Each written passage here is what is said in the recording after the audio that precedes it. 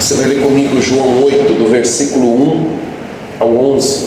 Diz assim: Jesus, no entanto, foi para o Monte das Oliveiras. De madrugada, voltou novamente para o templo. E todo o povo se reuniu em volta dele. E Jesus, assentando, os ensinava.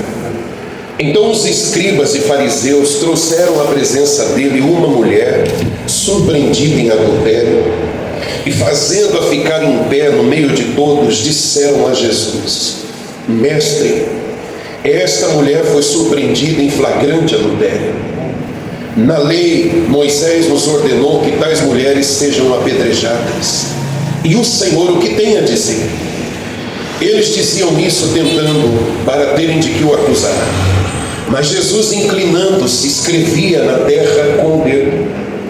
Como eles insistiam na pergunta, Jesus se levantou e lhes disse: Quem de vocês estiver sem pecado, seja o primeiro a atirar uma pedra nela. E inclinando-se novamente, continuou a escrever no chão. Mas eles, ouvindo essa resposta, foram saindo um por um, a começar pelos mais velhos até os últimos, ficando só Jesus e a mulher em pé diante dele. Levantando-se, Jesus perguntou a ela: Mulher, onde estão eles, os teus acusadores? Ninguém condenou você? Ela respondeu: Ninguém, Senhor. Então Jesus disse: Também eu não a condeno. Vá e não peques mais. Amém? Amém? Amém. Olha para mim, por favor, me dê a sua atenção. Há uma pergunta que ultimamente tem chegado ao meu coração, uma indagação. É uma pergunta que ela é carregada de tristeza, ela é carregada de, eu diria, desgosto até. E a pergunta é a seguinte: o que fizeram com a igreja? O que estão fazendo com a igreja? O que tem se tornado a igreja? Isso aqui é uma reflexão para a gente. Talvez ouvindo isso, no primeiro momento você também tem uma pergunta a fazer: o que esse homem está querendo dizer? E eu quero tratar com você baseado nessa passagem. Jesus deve ser a nossa referência, o nosso mestre. Amém? É o que se espera de um cristão. A palavra cristão, a tradução dela significa dizer pequenos cristos, ou seja, representantes de Cristo, miniaturas de Cristo espalhadas por aí no mundo todo, representando Ele, como discípulos, replicando, reproduzindo as mesmas coisas que viu nele, que aprendeu com ele. Isso é o que se espera de um cristão. Mas às vezes a gente, como representante de Cristo, a gente como cristão na terra, a gente se porta exatamente o oposto daquilo que ele faria. A gente se comporta muito mal e a gente ao invés de depor a favor de Cristo, a gente acaba depondo contra Cristo. Ou seja, a nossa religião, a nossa crença, ela perde o sentido, ela perde a razão, porque confessamos uma coisa e praticamos outra. E você já vai entender onde eu quero chegar. Só para você entender o que está acontecendo aqui, Jesus ele foi participar de uma festa. Haviam festas em Israel, o povo celebrava festas, mas haviam 3 principais delas. E essa era uma delas, a festa dos tabernáculos, conhecida como Sukkot no hebraico. E a cidade estava cheia, porque o templo estava em Jerusalém, as festividades eram em Jerusalém, os judeus se moviam, se mobilizavam para ir para Jerusalém. E Jesus vai também. E Jesus aparece lá. Ele não vai no início da festa, ele vai no meio da festa, porque ele não quer exposição nesse momento. Ele não quer ser visto, como sugeriu seus irmãos, como alguém famoso que precisava aparecer. Então ele aparece no meio da festa e ele vai para o templo e ele começa a ensinar. Mas o que acontece é que o seu ensinamento tem atraído a atenção das pessoas. E tem gente que já está balançando. Tem gente que até então, praticando a religião judaica, ao ouvir os ensinamentos de Jesus, está começando a pensar e dizer: esse homem fala umas coisas que é para se pensar. Ele não fala qualquer coisa, ele não fala como os demais, a palavra dele tem autoridade. Então as pessoas começam a balançar. E isso preocupa os líderes religiosos. Porque eles querem manter o povo cativo na sua religião, na lei. Está dando para entender direitinho? Só que eles estão vendo o povo balançar. E isso traz preocupação para eles, porque eles têm interesse na sua religião. Não vou me aprofundar nisso agora. E o povo está balançando. Enquanto Jesus ensina, tem mais gente chegando. E a multidão vai aumentando. E o ensino vai ficando interessante. Muitos se convertem, inclusive. Abraçam a fé no Evangelho que Cristo prega. E essa legião de seguidores vai aumentando. E os religiosos começam a ficar preocupados. E eles chegam ao ponto, à medida que Jesus vai ensinando, e tem muita gente ali naquele momento, naquela festa, as pessoas começam a fazer declarações que deixam eles atribulados, os líderes religiosos. As pessoas, por exemplo, vão dizer assim: este é verdadeiramente o profeta. Quando eles falam o profeta, eles estão se referindo a algo que foi dito lá atrás, que surgiria alguém como Moisés. O próprio Moisés vai dizer: surgirá um profeta semelhante a mim, fazendo menção a Cristo que viria. Amém, igreja? E quando eles dizem esse aí é o profeta, eles estão querendo dizer o seguinte: esse é o profeta de que Moisés falou. Eles vão dizer mais: ele é o Cristo. Aqui já é uma afirmação. E isso ofende os judeus, os religiosos, porque não pode ele ser o Cristo, não tem como. Eles não aceitavam essa ideia de jeito nenhum. E eles começam a fazer afirmações que deixam eles preocupadíssimos. Ele é o Cristo. É só você ler o capítulo 7, você vai entender tudo isso. Depois você lê. Ele é o Cristo. Pronto. Então declarações como essa tiraram o sono daqueles homens. E eles chegam ao ponto de chamar os guardas para prender Jesus. Qual que é o pensamento deles? Temos que tirar esse homem de circulação, temos que calar esse homem, a gente precisa prender esse homem, essa nova doutrina não pode se espalhar. Amém, igreja? A gente tem que colocar um ponto final nisso. Então, como a religião, os principais sacerdotes e os romanos, eles têm aliança, eles têm entre eles um conchavo de interesses, eles conseguem pedir para Roma soldados para atender alguns dos seus pedidos. Eles têm essa liberdade, eles têm um acordo entre eles. Então eles pedem os soldados para que vão prender Jesus. E o que acontece para piorar a situação deles? Os soldados voltam sem Jesus. E quando eles perguntam: cadê ele? Vocês não foram para prendê-lo? Os soldados romanos, gentios, chegam dizendo: a gente nunca ouviu ninguém falar igual esse homem. Nunca. Em outras palavras, o coração dos soldados foi tocado também. Amém, igreja? Eles voltam dizendo: não teve como. A gente até foi para prender ele, mas não teve como. Ele fala coisas que não tem como. Não tem como olhar para ele e dizer: é um réu, é um criminoso. Não, de jeito nenhum. E é aí então, igreja, que eles partem para um plano leviano, maldoso, de usar uma mulher, pegar essa mulher e levá-la, humilhá-la, expô-la diante dos outros, para pegar Jesus nas suas próprias palavras. Está dando para entender direitinho? É daí que surge, então, essa é a motivação que leva eles a usar esse teatro, essa cena toda, com essa mulher, diante de todos. Repito, a cidade estava cheia, tinha muita gente, a exposição dela foi grande. Então, diante de todos, eles chegam com essa mulher arrastada. E a coisa foi tão baixa, um nível tão baixo, tão leviano, tão injusto,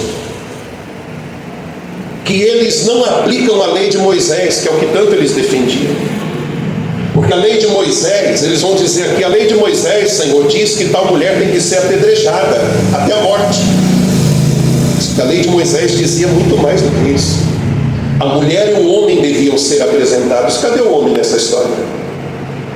Não estava presente. Se realmente houve um adultério em que ela foi pega em flagrante, cadê o homem que, segundo a lei de Moisés, tinha que estar ali? E testemunhas tinham que estar presentes para dizer, realmente foi assim, aconteceu. Mas eles pegam essa mulher sem se importar com ela, com a dor dela, com o que ela está passando, com a humilhação que ela está passando, coloca diante de todos, com pedras nas mãos, e se volta para Jesus dizendo, o que o Senhor tem a dizer sobre isso? Eles esperavam que queriam colocar Jesus numa saia justa, falando português claro. Porque ou ele aprova a lei de Moisés, segundo eles estão dizendo, e a sua compaixão que ele tem pregado vai por água abaixo.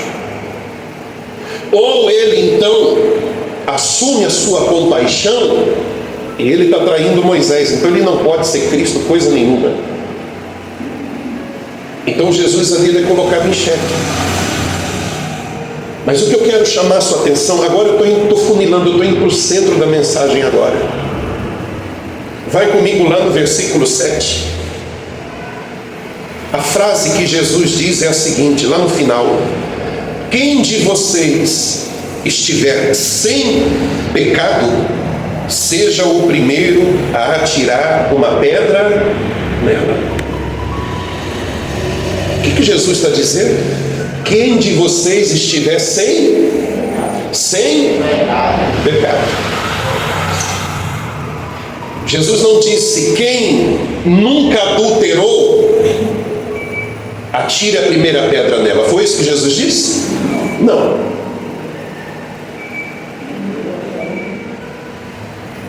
Não foi isso. Talvez se Jesus dissesse assim, quem nunca adulterou pode começar a apedrejar, alguém lá do meio dissesse, eu, deixa com a gente que a gente nunca adulterou. E já que a gente nunca adulterou, já que a gente nunca cometeu esse pecado feio que essa mulherzinha cometeu, já que a gente nunca cometeu um pecado tão horrendo como esse, a gente pode jogar pedra nela. E o Senhor quem está dizendo, quem nunca adulterou. Mas não foi isso que Jesus disse. Jesus disse quem nunca cometeu pecado. Então quem nunca cometeu pecado aí entre vocês pode começar a jogar pedra. Alguém pode jogar alguma pedra nela? Alguém pode? Não, porque vai dizer aqui no versículo 9, mas eles, ouvindo essa resposta, foram saindo um por um, a começar pelos mais velhos, até os últimos, ficando só Jesus e a mulher em pé diante dele. Igreja, presta atenção. O ser humano, e a minha tristeza está aqui, inclusive a religião, classifica pecadinho e pecadão. E para Deus não existe isso. Pecado é pecado. Porque Jesus não disse quem nunca foi adúltero atire pedras. Não foi isso que ele disse. E é isso que acontece. As pessoas olham para as outras e dizem, ela comete um pecadão, eu cometo só um pecadinho, tenho consciência disso, eu sei o que eu faço. E já que eu cometo um pecadinho, eu posso jogar pedra nela. Olha, eu não cometo esse pecado tão horroroso que o fulano comete. Então eu me sinto à vontade para descer pedra no fulano. Não, eu não sou adúltero. Não, eu não sou homossexual. E vai mandando todo mundo para o inferno. Vai para o inferno, vai para o inferno, vai para o inferno. Merece o inferno. Está um tal de mandar gente para o inferno. Mas sabe quem está mandando gente para o inferno? A igreja. O crente. O religioso. O seu mestre não é a religião, o seu mestre é Jesus, o Cristo. Amém, igreja? Amém. Cristo manifestou condenação ou compaixão à mulher adúltera?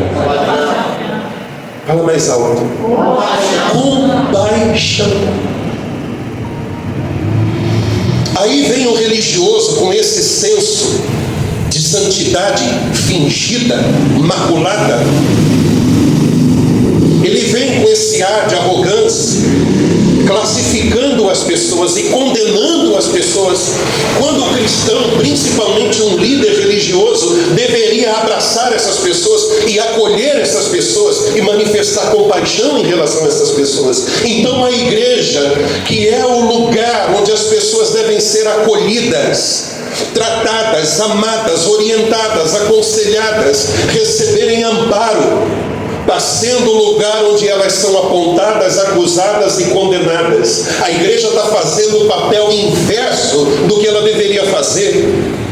E daí vem a minha pergunta: o que estão fazendo com a igreja? O que estão fazendo com a igreja? Posso falar, gente? Às vezes a gente vive como se estivesse num clube, numa facção. A gente vai criando o partidarismo, o bairrismo, o clubismo. Esse aqui é o nosso clube, é a nossa patota. Aqui é nós. E os outros são os outros. Então a barreira, a separação, pecadores para lá, os santos para cá. Gente, o que estão fazendo com a igreja? A gente foi chamado para influenciar o mundo com aquilo que recebemos do Senhor. Amém, igreja? Então a gente precisa tomar muito cuidado com isso. Tem muita gente dentro da igreja que, se vê alguém que ela rotula, ou a sociedade rotula como pecador, é capaz de atravessar a rua para não passar perto, é capaz de desviar o olhar, fechar a cara. Eu sei do que eu estou falando, eu vejo isso, eu tenho exemplo disso próximo de mim, e lamento dizer isso. O santarrão, a santarrona, quando vê alguém que demonstra um comportamento, uma atitude contrário ao que ela julga ser santidade, ela torce o nariz, não se aproxima. Não é dos nossos. Porque se fosse dos nossos eu abriria um sorriso, mas não é. É do diabo. É pecador, é pecadora. O máximo que eu posso oferecer para ela é a pedra que eu carrego na mão, da condenação, da acusação. É o máximo que eu posso dar para ela. Então as pessoas, elas se sentem no direito. Olha para mim, gente. O meu pecado é diferente do seu. O seu é feio, é pecadão. Esse pecado aí eu não cometo não, Deus me livre. Esse aí, e já que eu não cometo o seu pecado, eu me sinto à vontade para te chamar adúltero, homossexual, filho do diabo, filho do capeta, porque eu não faço isso aí não que você faz, tá? De jeito nenhum. Tá bom, criatura, você não comete esse pecado, e quantos outros você comete? E é o que Jesus está dizendo: quem não tiver pecado, esse sim poderá tirar uma pedra nela. Não é quem não comete o pecado feio, não é quem não comete o pecado horrendo, não é quem não comete o pecadão que está apto a jogar pedra. É o que não comete pecado. É como se Jesus dissesse: tem alguém aí? Alguém se habilita? Pode jogar. Quem não tiver cometido pecado, começa a jogar pedra. Ninguém jogou. Mas tinha alguém ali que podia jogar pedra nela, igreja? Hã? Tinha. Quem não tiver pecado, atire a primeira pedra. Tinha alguém sem pecado ali? Hã? Tinha. Jesus. Jesus podia tirar uma pedra nela. Se essa é a condição, quem não tiver pecado joga a primeira pedra, Jesus podia dar-lhe uma pedrada. Ele podia dizer: vocês não podem, mas eu posso. Eu vou fazer isso. Mas o único, é aqui que está o exemplo de Cristo, igreja, que eu quero que você tome para você. O único que podia jogar uma pedra nela, fez o que com ela? Estendeu a sua mão. O único que podia oferecer condenação, ofereceu compaixão. Diga glória a Deus. É daí que vem a minha pergunta: o que fizeram com a igreja? Gente, a igreja, como instituição, a igreja fundada com a permissão de Cristo, seja essa, seja outra denominação, seja outra, para muitas pessoas, aliás, falando em nível espiritual, é o último reduto para as pessoas, não para muitas, mas para a maioria delas. Não que Jesus só vai ser achado no templo, mas é um lugar para onde as pessoas poderiam dizer: eu vou para ali buscar ajuda, eu vou para ali buscar uma palavra, eu vou ali para receber um pouco de amor, um pouco de compaixão, um pouco de compreensão. A igreja é esse lugar. Diga glória a Deus. Amém. Vocês estão aqui, gente? Amém. Não é miragem não, né? Vocês estão.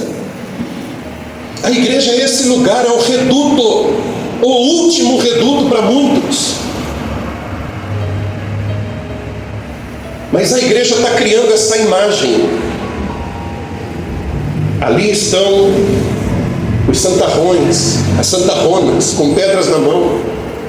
Essa imagem da igreja está sendo levada, e aquele pecador que está sofrendo, aquele pecador que está sendo confrontado porque ele abraçou o pecado com gosto de mel, como diz a Bíblia, o pecado no princípio tem gosto de mel, mas ao final é amargo como fel.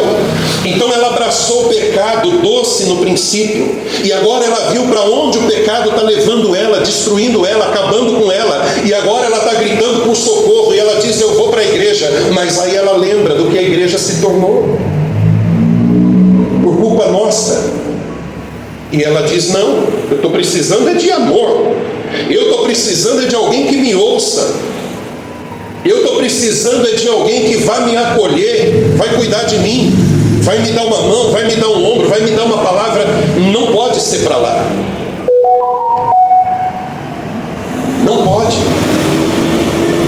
Então a gente está empurrando as pessoas para fora do último lugar, talvez, que ela acreditava no passado que ela encontraria um refúgio, um lugar de paz, um lugar de consolo. Amém, igreja? Esses homens que vinham com pedras nas mãos, eles eram os representantes da religião da época, principal religião. Olha para essa mulher, o que ela viu no religioso. Olha o que o religioso, o representante de Deus, está dizendo para ela: você tem que morrer. E talvez você olhe para esses principais sacerdotes e você fala: nossa, que maldade, que coisa absurda. E você não percebe que isso está acontecendo hoje. Hoje, no nosso meio. Hoje a gente está olhando, posso falar? Porque é uma coisa tão crescente, é uma coisa que acontece tanto, tem crescido muito, se proliferado muito, é o homossexualismo. E os crentes usam o seu lugar de fala, o púlpito, os encontros, os congressos. Alguns usam a tribuna lá na Câmara, lá no Senado, e sem nenhuma misericórdia armam uma guerra contra os homossexuais. Estou falando isso porque aqui a Bíblia está tratando de um pecado sexual. Amém, igreja? Então eu já estou falando do mesmo assunto aqui, e que é algo comum e corrente no nosso meio.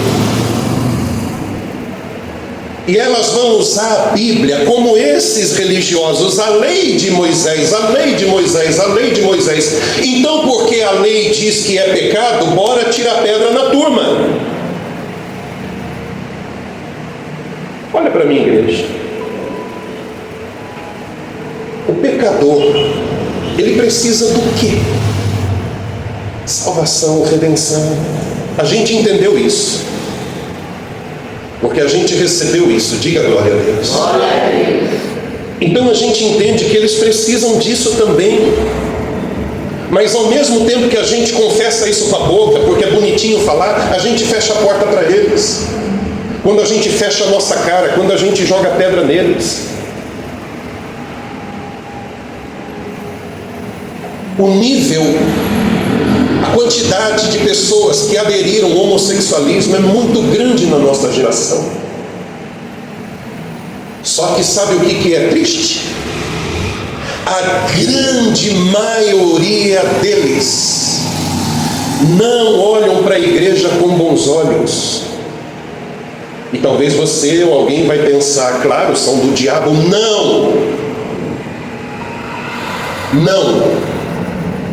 Não é essa a razão.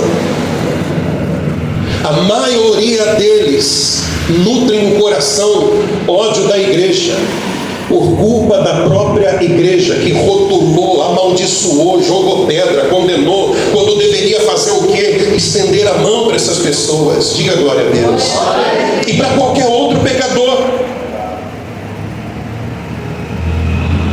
Então o fato de eu não cometer um pecado tão feio, humanamente falando, porque para Deus não tem pecado bonito, o fato de eu não praticar um pecado tão horrendo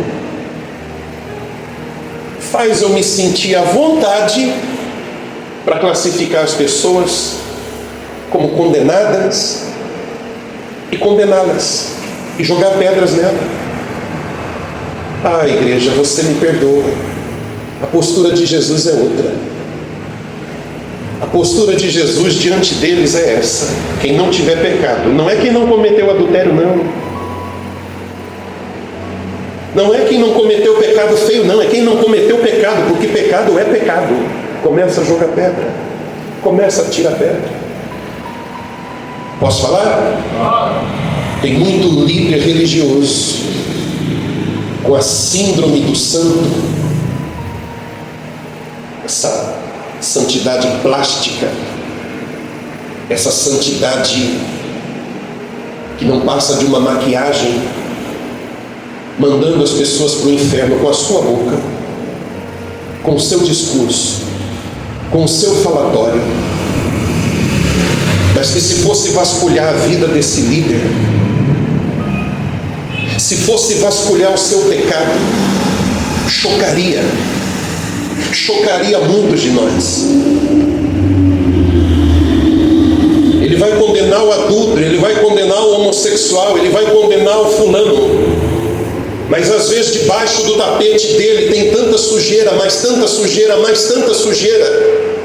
E ele está condenando os outros. Mas é como essa gente aqui, que olha para ela e diz: adúltera, tem que morrer. Mas esses homens prostituíram a religião, venderam a religião para Roma. Tinham seus acordos, tinham suas vantagens, tinham seus benefícios. Lucravam com o templo, e está cheio de líder lucrando com o templo. Mas isso não é pecado não, tá? Pecado é adultério, pecado é homossexualismo. Vamos jogar pedra neles. E olha o rastro que esse homem está deixando. Isso aqui é para mim. Eu estou pregando contra mim. Serve muito bem para mim isso daqui. Assim de líder que enche a boca para condenar o pecado dos outros, como quem diz: isso aí eu não faço não. É, sujeito, você não faz isso. Só que Jesus disse: o único que pode atirar pedra é quem não comete pecado. Ou seja, se eu cometo pecados, não importa o nível, quem sou eu para vir aqui destilar condenação sobre a vida das pessoas? Está dando para entender, igreja? Não posso fazer isso, não tenho esse direito. Vou rotulando, vou xingando, vou amaldiçoando, vou mandando para o inferno um e outro, e outro, e outro, e outro, e outro, porque eu sou o santarrão. Só que eu encubro, eu protejo, eu vou fechando portas com 7 chaves para ninguém nunca conseguir abrir, porque se abrir aquela porta vai ver que eu sou tão podre como as pessoas que eu julgo serem podres. Assim, gente, assim.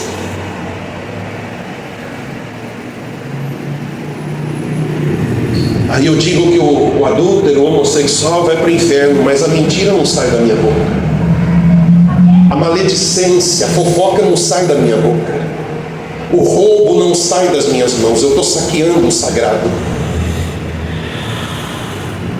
Quem sou eu para rotular alguém, condenar alguém, jogar pedra em alguém?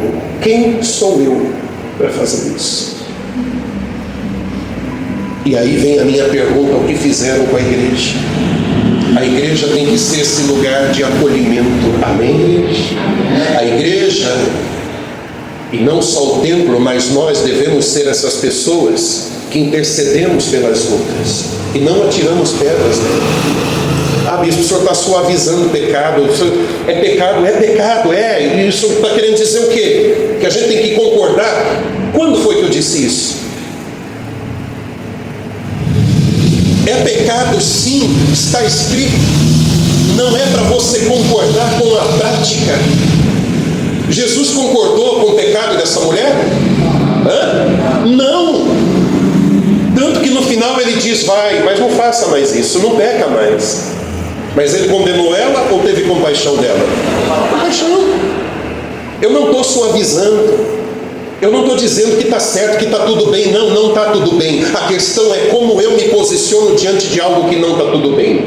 Acolho para ter a oportunidade de ensinar, para ter a oportunidade de manifestar amor, ou eu vou logo atirando pedra, ou eu vou logo julgando, eu vou logo condenando. É por isso que a igreja é tão odiada por aqueles que precisam do amor da igreja. É por isso que a igreja é tão maldita, mal falada na boca das pessoas, por culpa da própria igreja. Porque ficou vista como um lugar de ódio, um lugar de condenação, um lugar onde eu, para passar da porta para dentro, eu tenho que me enquadrar nos padrões deles. Senão eu sou excluído, eu fico da porta para fora. Não sou bem visto, não sou bem quisto, e não é assim. Jesus teve compaixão dessa mulher, Jesus entendeu essa mulher, Jesus amou essa mulher. Amém, igreja? É isso que a gente tem que fazer. Você não tem que concordar com o pecado de ninguém. Você não tem que dizer está tudo bem, porque não está.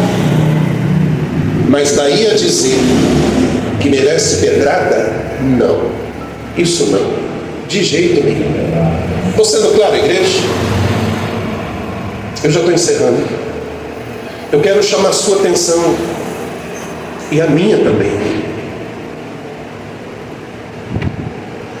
Eu quero que a gente aprenda a ser como Jesus e demonstrar amor para essas pessoas que o nosso coração ou a nossa religião vem com carimbo escrito pecadora e carimba elas.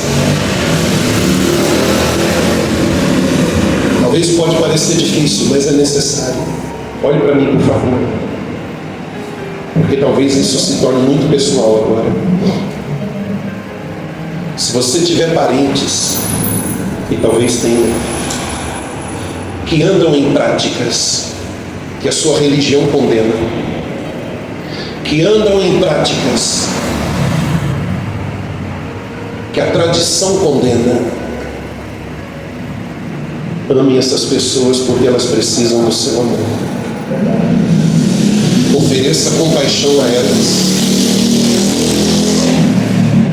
Dê a sua compreensão a elas. Seja você mesmo um lugar de amparo para elas. Seja você mesmo bálsamo para elas. Diga glória a Deus. Glória a Deus. E talvez alguém ouvindo diga: não, eu quero longe de mim. Eu quero distância. Se for meu filho, eu deserto. É para a rua. Escolheu isso? Pois vá. Me perdoe, igreja, eu tenho que discordar de você. Nunca essa pessoa precisou tanto do seu amor como está precisando agora. Posso usar um exemplo aqui para você? Todo mundo conhece, eu já ouvi falar. Elvis Presley. Você conhece, não conhece? Esse rapaz, ele era da igreja. Esse rapaz, ele compôs músicas cristãs que são tocadas nas igrejas, as pessoas nem sabem, estão na harpa cristã e as pessoas nem sabem. Ele gravou pelo menos 3 LPs só de música cristã. Não tem nada a ver com muita coisa que a gente ouve hoje não, que a gente chama de cristã. Esse rapaz, ele enveredou por um caminho errado e a gente sabe disso, quem conhece a história sabe. Drogas, prostituição e tudo mais. Mas o grande problema para esse rapaz é que ele não conseguia voltar para a igreja, porque a igreja colocou um rótulo nele, como quem diz: saiu, escolheu, pecador, não adianta voltar mais. Ele é esse homem que a igreja expulsou e o mundo abraçou. Se a gente não tomar cuidado, a gente expulsa pessoas para longe dos caminhos de Deus, ao ponto delas criarem ódio no coração. Só que o mundo vai abraçá-las. E como vai abraçá-las? E como vai abraçá-las? Está dando para entender direitinho? Você pode não gostar da pregação, você pode não gostar do que está ouvindo, só que eu não estou trazendo a minha mensagem. Eu estou te mostrando um Cristo. Eu estou te mostrando Jesus que amou aquela mulher, mesmo tendo praticado um pecado classificado como horrendo. Ele não jogou pedra nela, mas os homens se sentiram no direito, sim, de jogar pedra. Vieram armados para a conversa. E Jesus não fez isso. Essas pessoas, se você tem elas próximas de você, na sua família, no seu trabalho, lugar onde você estuda, jovem,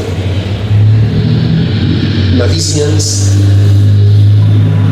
não feche a cara para elas, não atravesse a rua quando você vê-las, não trate elas com discriminação.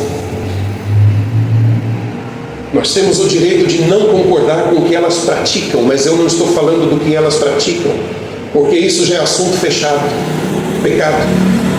Mas eu estou falando delas, da alma delas. Elas precisam de amor. Diga glória a Deus. Mas não é do amor que ela está procurando na rua, porque esse amor é contaminado. Não é o amor eros, da atração sexual, porque isso ela vai ter. É o amor ágape. É o amor como Cristo nos amou. É esse amor que a gente tem que ter por elas. Eu sei que Deus está confrontando muitos de nós aqui hoje, porque talvez na sua família tenha. Em algum momento você pensou: longe de mim. Desse tipo, dessa classe, não. Não me misturo, não aconselho ninguém a se misturar, não chego perto, deserto do meu testamento. De jeito nenhum. Foi o que fizeram com Elvis. Você quer ver uma música que muita gente conhece, que foi Elvis que compôs? Talvez você nem saiba. Se você souber, me acompanha. Tocou-me, Jesus tocou-me, de paz Ele encheu meu coração.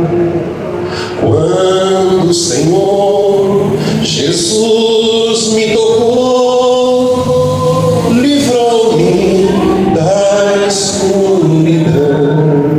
A igreja fechou a porta para ele. Tem muitas, eu não tenho tempo para ficar falando. Você quer ver uma outra? Eu não sei se ele compôs, mas ele gravou essa música. Essa muita gente conhece. O refrão dela diz assim: então minha alma canta-te, Senhor, quão grande és tu, quão grande és tu. A versão brasileira, a letra é essa, mas a original é ele que gravou. A igreja jogou Elvis para fora. E o que o mundo fez? Abraçou. Igreja, olha para mim, eu vou encerrar aqui. A igreja precisa voltar ao seu propósito. ela tem que ser um lugar de amparo do pecador. Ela tem que ser um lugar onde a pessoa, e eu já vi essa cena tantas vezes, é triste, você não tem ideia. A pessoa chegar na porta, pedir para conversar, e você vê nos olhos dela, e os olhos revelam a alma dela, dilacerada, destruída, porque em algum momento ela abraçou o pecado como algo prazeroso, mas agora ela está vendo o pecado arrastar ela para um lugar de tanto sofrimento. Ela chega implorando por ajuda, implorando por socorro. E a igreja, eu, você, temos que ser para essas pessoas amparo, refrigério. Eu já recebi não um, não dois, mas vários homossexuais na igreja.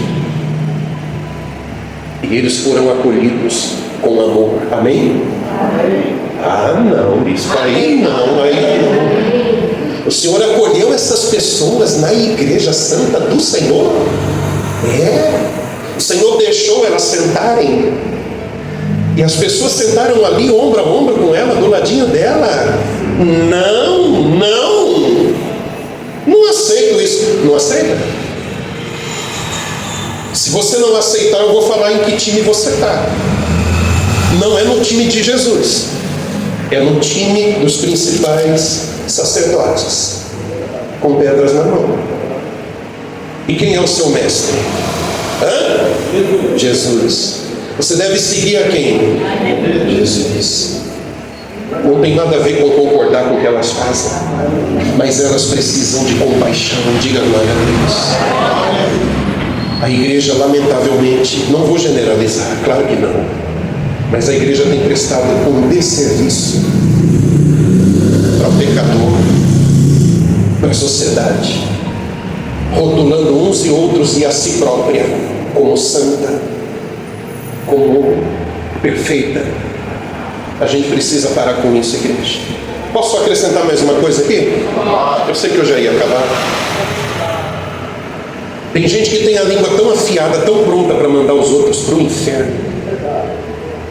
Você não tem noção do que você fala quando diz uma coisa dessa. Você acha que Jesus quer o homem no inferno? Talvez alguém diga, não, mas alguns eu acho que ele quer. Sim, é para lá que tem que ir. Não eu, por exemplo, não, porque eu não faço pecadão. Eu não faço pecado feio. Não cometo esses pecados aí, adultério, não, essas coisas não. Eu não, mas eu acho que tem uns aí, sim, eles tinham que ir mesmo, de cabeça para baixo. A Bíblia diz, aliás, quando eu falo a Bíblia aqui nesse caso, Jesus diz que o inferno foi criado para uma finalidade: Satanás e seus demônios, lugar de condenação do diabo e dos seus anjos. Não foi criado para o homem. Deus não tem prazer em mandar ninguém para o inferno. Deus, santo, santo, santo, não deseja isso. Quem sou eu, infeliz, miserável, para querer que o outro vai? Quando aquele que tem o direito de condenar não projetou isso, não quer isso. Pessoas vão parar lá, vão, infelizmente, por causa da sua escolha, da sua decisão, da sua rebeldia, mas nunca foi o desejo de Deus. Isso está nas páginas da Bíblia. Não tenho prazer na morte do perverso, mas o meu prazer é que o perverso se converta, se arrependa dos seus pecados. Aí vai o miserável jogar todo mundo para o inferno. Vai para o inferno, vai para o inferno, vai para o inferno, vai para o inferno. Esse também vai, aquele também vai para o inferno. Não tem noção, não sabe o que está falando. Me perdoa, igreja, desabafo. Mude. Para condenar já tem um montão aí. Gente com pedra na mão está cheio, repito, lá na Câmara, lá no Senado.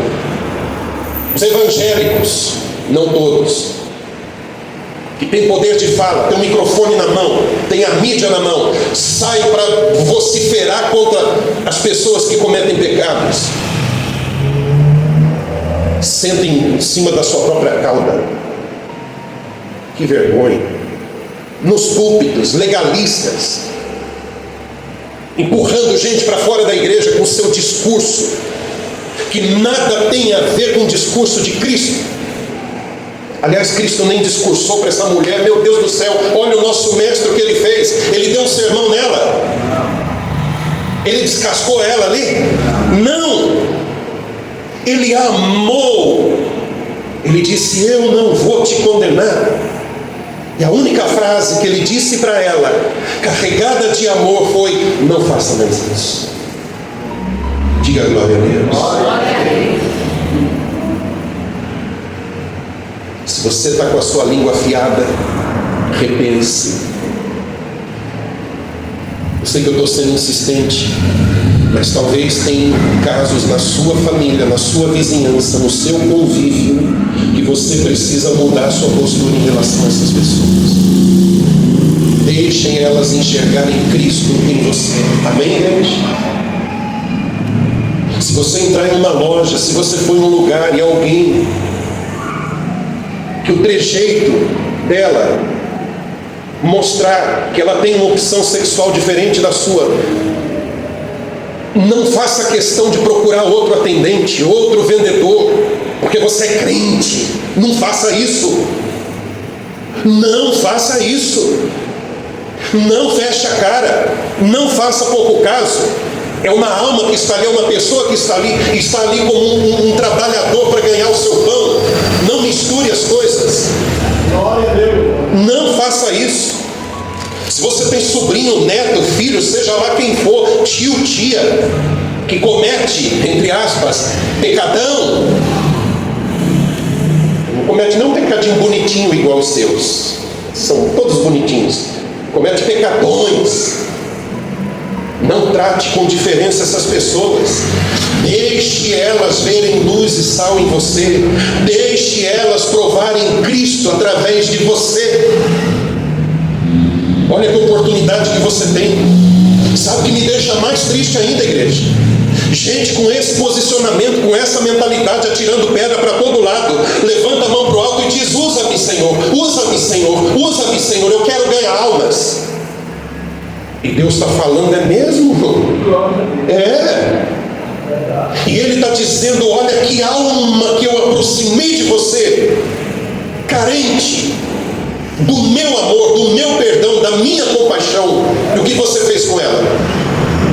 O que você tem feito com ela? Arreda, sai de perto. É um contrassenso. Eu peço para Deus me usar, mas eu tinha que mudar a minha oração então Deus me usa, mas me usa para esse, para aquele, aqueles que eu escolhi. Aí o Senhor me usa. Não me usa para qualquer um não, tá? Não me usa gentinho assim, não, eu não quero que o Senhor me usa para esses não. Pessoas precisando do nosso amor, da nossa compaixão. A gente precisa reavaliar a nossa postura, a nossa conduta. Amém, igreja? Você entendeu direitinho? Eu acho que eu falei bastante, né? A fala de Jesus: quem de vocês estiver sem pecado, não é sem adultério não, sem pecado, grande ou pequeno, pode atirar pedra nela. Eu posso atirar pedra em alguém? Eu sou sem pecado? Mas meus pecados são outros, eu posso. Não pode, não. É quem tiver sem pecado. Então guarde a sua pedra, jogue a sua pedra fora. Amém, igreja? Amém. Não segure pedras. Diga para quem está do seu lado: não segure pedras para tirar de ninguém. Vamos orar. Fique de pé no seu lugar. Feche seus olhos e olhe para dentro de você, no seu coração.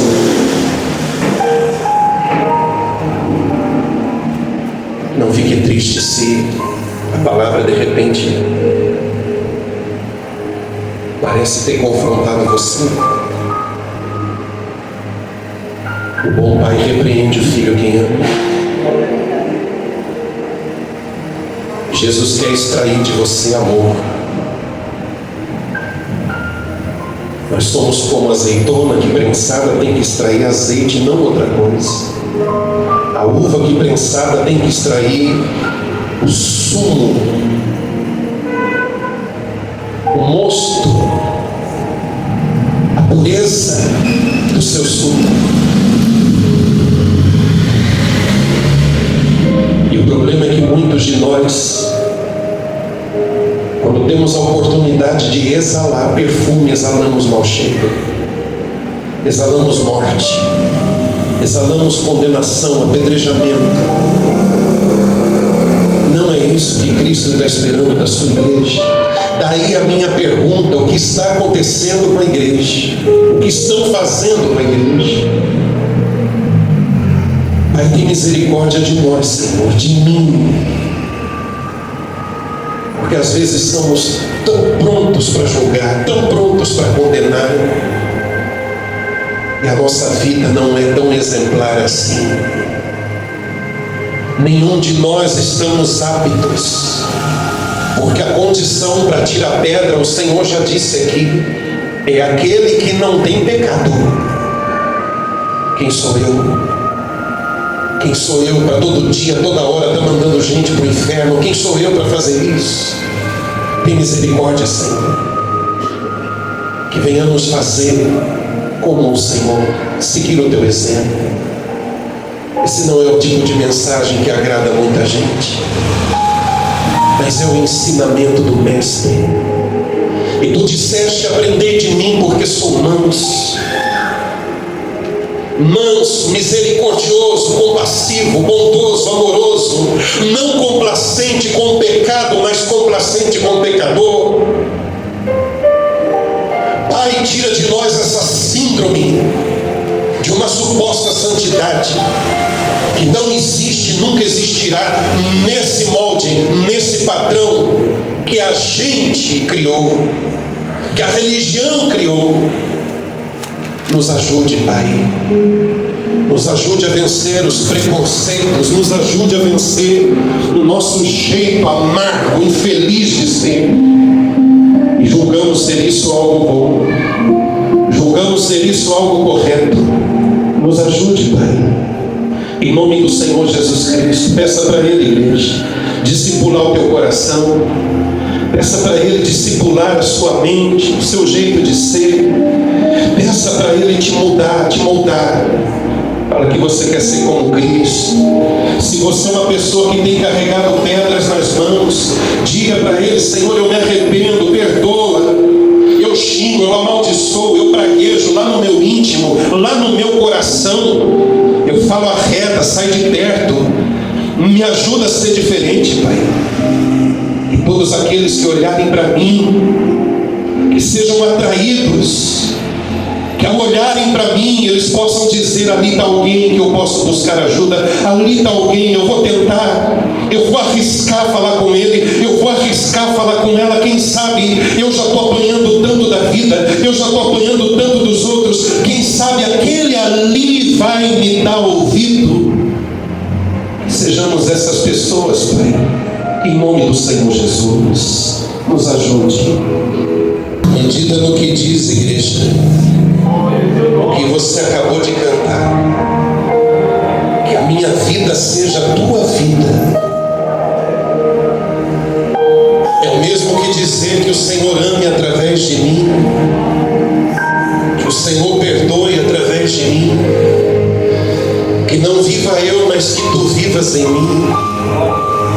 Que a minha vida seja o Senhor vivendo ela. Que o teu coração pulse no meu peito. E é assim que tem que ser. Mas se eu só carrego pedras nas mãos, veneno na língua, não é a vida de Cristo que está vivendo em mim. Não é o coração dele que está pulsando no meu peito. Está tudo errado. Está tudo errado. Que a tua vida seja a minha vida. Nos ajude, Pai. Nos ajude, Senhor. Nos ajude, porque nesse ritmo, nesse rumo está tudo perdido. Não pode, não pode.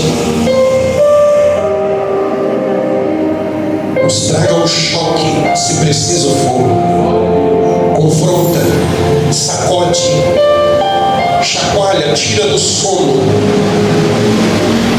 espiritual, o sono que a religião produziu, como se desse a nós uma bebida com sonífero, e ficamos assim. Não enxergamos o que é amor, o que é compaixão, o que é perdão. Tira a gente desse sono, Pai. Em nome de Jesus, esse é o meu pedido. Amém. Amém. Glória a Deus. Glorifique ao Senhor.